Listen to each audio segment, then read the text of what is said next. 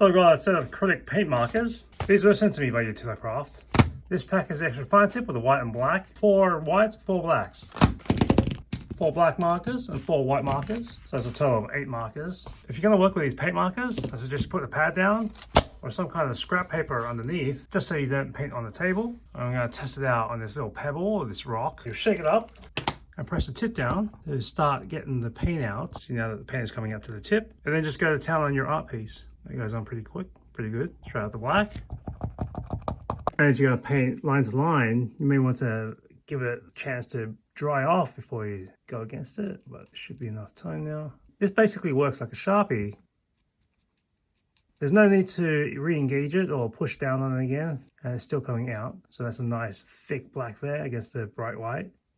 Try that. And look how vibrant that is. I gave the white side a chance to dry off before I went against it so that there was no smearing or smudging. And that was on the rock. And on this is a piece of fabric. Let's try it on this.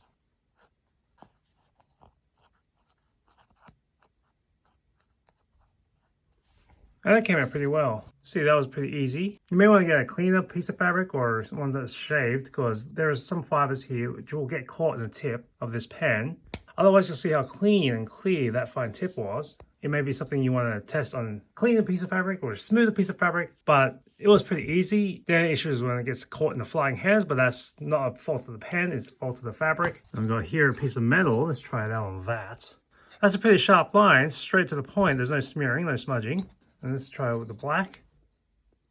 Look how easy it was to draw with. And it's basically like a marker. So this will hold up a little bit more. If I wanted to cure it, I'd have to put it in the oven for about a half hour at 350 degrees Fahrenheit or 180 degrees Celsius. So I've got a glass pepper grinder and I'm going to try it out with a normal Sharpie. All right, you can see it there barely. Now let's try this paint marker.